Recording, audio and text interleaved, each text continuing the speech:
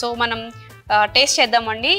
నాకు ఎందుకు డౌట్ కొడుతుంది, ఇవి రెండు ఏమైనా డిఫరెన్స్ ఉండొచ్చేమో, అంటే ప్లాస్టిక్ బాటిల్ కి గాజు బాటిల్ కి అనుకుంటున్నాను. మీకు నచ్చిన ఫ్లేవర్ తీసుకుని తాగండి మేడం. ఓకే.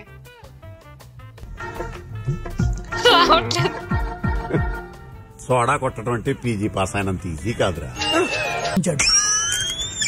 అలానే గ్లాస్ బాటిల్ కూడా ఒకసారి ఓపెన్ చేసి రెండు ఒకసారి టేస్ట్ చేయండి.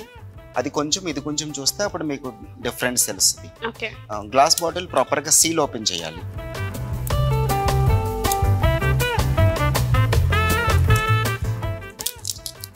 చాలా టైట్ గా సీల్ వేసారు, ఇది రావట్లేదు కూడా. సోడా మనం రెండిట్లో కొట్టినప్పుడు ఆ గ్యాస్ కి రెండు తంతుంది.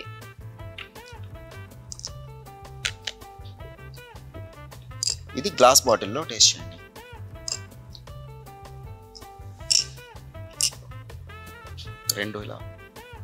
రెండు సేమ్ టేస్టే ఉన్నాయి. అదొక చేత్తో ఇదొకటి తాగండి, అప్పుడు తెలుసు.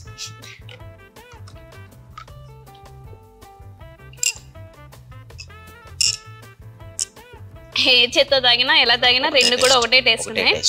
అంటే బాటిల్లో ఉంటే ఒక టేస్ట్ ఉంటుంది, ఈ గాజు బాటిల్ ఒకటి ప్లాస్టిక్ బాటిల్ ఒక టేస్ట్ ఉంటుంది అనుకున్నాను, కానీ రెండు ఒకే టేస్ట్ ఉన్నాయి. కానీ టేస్ట్ మాత్రం బాగుంది. బై ది వే చాలా బాగుందండి.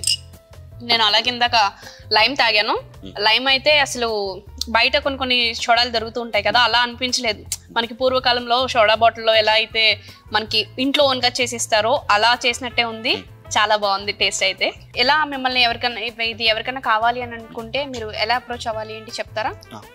ఇప్పుడు ఎవరికైనా గోలీ సోడా కావాలి, ఇంట్లో ఫంక్షన్ జరుగుతుంది, ఇలా ఏదైనా కస్టమైజేషన్ కావాలి, వాళ్ళ పేరుతో వాళ్ళ ఫొటోస్ వాళ్ళు ఏదైతే చేయమంటారో వాళ్ళకి నచ్చినట్టుగా మనం కస్టమైజేషన్ చేసి వాళ్ళకి ఇస్తాం.